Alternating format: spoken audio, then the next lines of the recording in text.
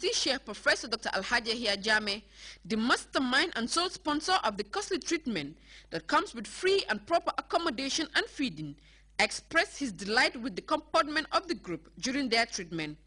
President Jammeh, a fervent supporter of the women folk, told the group that he will do anything within his reach to help ease the problem women like them face in their matrimonial homes. President Jammeh also urged them to take proper care of themselves and their health at all times, as well as to continue to nurture the unity they have built within themselves. The 11th batch is the only batch that has thought of forming an association called the 11th Batch Infertility, which President Jammeh, with optimism, said will be the 11th Batch Fertility Group, as his optimism of a high success rate. President Jammeh commended them for the move, whilst assuring them of his fullest support at all times. Kumbanjai is the president of the newly formed association, and she explained that the association is formed to render their services to the man who has once again given them the hope of bearing children. Kumba said the only way they can reward President Jammeh is by assisting him in all his activities, especially in the domain of agriculture. She also extolled Dr. Mbow and his team for their care and understanding throughout the treatment.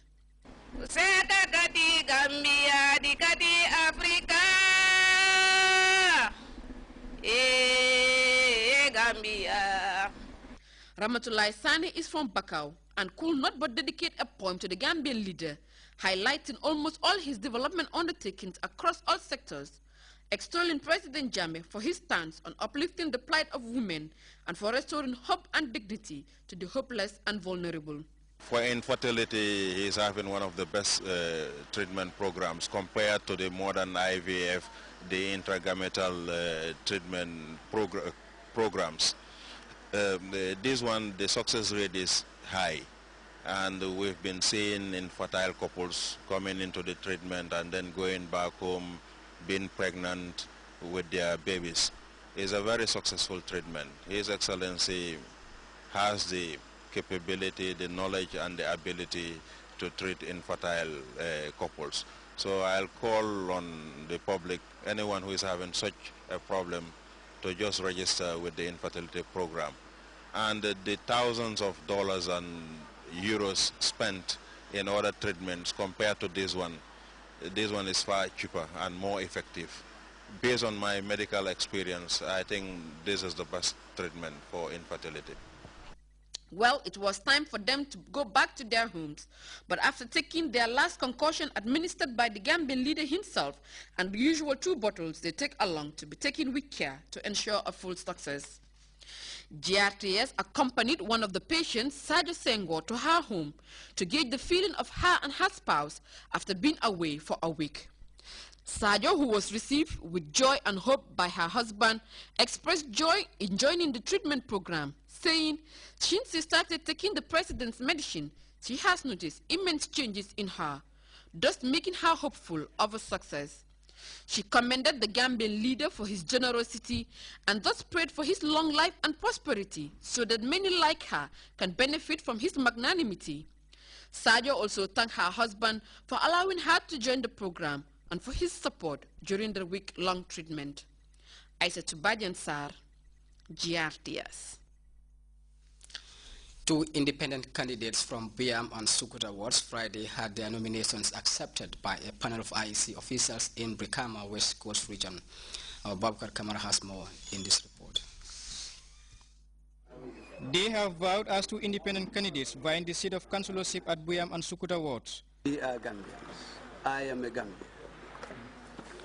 And by virtue of the civic right, I feel I have the potential to contest for the independent ticket based on the choice of the people.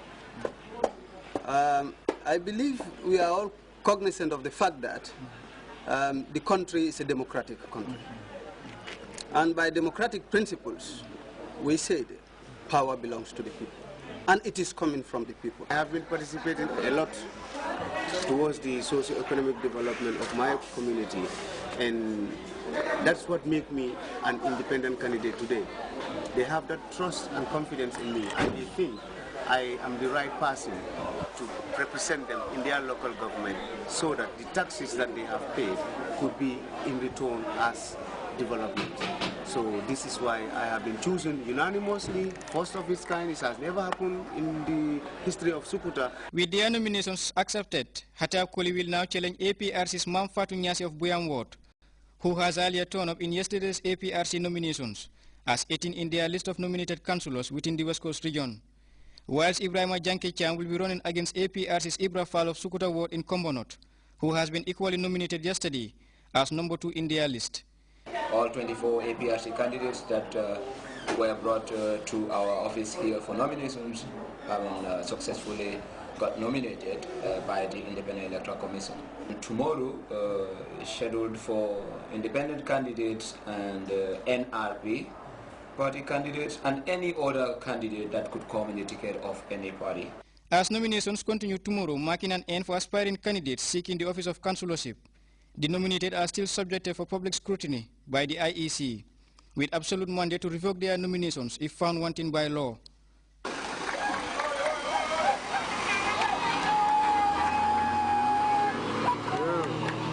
Babukar Kamara, GRTS. Well, nominations have in fact ended today. That story was prepared earlier yesterday before the closure of today's nominations. Meanwhile, Banjul was also in the throes of nominations. I have the April 4th local government elections witnessing an exciting political drama, shaping what looks to be the most spirited polls in the city's history. As nomination day wraps up, the candidacy of 3 independent mayoral aspirants has been confirmed, bringing the number of people racing for the capital's top job to 4, but that could just be a piece of the action set to define the upcoming days as more independent candidates line up to contest a few wards. Ibrahim Jata has the rest of that story. Mayoral seat has pitted 3 independent nominees against the incumbent in what looks to be the most contested local government elections in the city. An engaging program of initiatives, especially bent on resuscitating the city's infrastructural outlook, from roads to drains, amid a major environmental enhancement plan, questing to make Banjul the cleanest capital in Africa, is being projected by nearly all candidates. Yet in his first go for the city's top job, independent mayoral aspirant Alaji Jah believes a list of what he illustrates as realistic schemes he has envisioned is precisely what Banjul needs to redress its long-standing challenges. This election is going to be about programs and solutions that are no promises. Right now, Banjul has deteriorated. Banjul is dirty. Banjul is old. So we need to have programs and solutions, not empty promises. With 9 years of experience working in the city council, Banjul Central's Abdullah Bah is upbeat he's the right man for the task. My drive is to put people at the fore of their affairs. Banjulians should decide what future they want, Bah told the state broadcaster. If I win these elections, I know that it will be a big change for Banjul, because this is not the first time. I was a councillor of this area, which I served for good 9 years. That's why these people recall me to come and contest this mayoral election.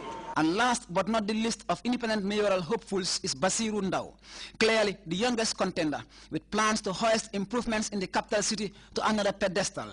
A vision to unite the city's political divisions is his main quest. Banjul, according to the young mayoral aspirant, has spent enough time in the doldrums of underdevelopment, adding that it is time to rouse a fresh inspiration. We will uplift the city to a higher level, and we will make sure we will empower the women of this city to work day in, day out to develop the city. We will make sure we will empower the youth of the city to develop this city for us. We will make sure we bring everybody on the table to unite us to work collectively for the whole interest of Banjulians, because Banjul represents Gambia. Now the mayoral challenge for the city's top job is just a piece of the interesting political drama unveiling in Banjul. With 3 independent candidates emerging for nomination, 2 wards among a total of 9 could be facing a heated tie. In Newtown East, APRC's Asan Cham is vying for a comeback against 2 independent contenders, namely Mohamed Daw and Pa Ibu Sane. And Abu Jara is looking to be the fresh new choice of the Kampama ward. So that waste management will be put into control. Waste management, and we'll be doing monthly setal every month. We have not been doing that in our ward for so long. Guide the people first, because as for us, we have seen that the ward is divided People are divided in within the ward, and our first priority is to make sure that the ward is united. All people are united under one umbrella because we are all together, we live together, and we need to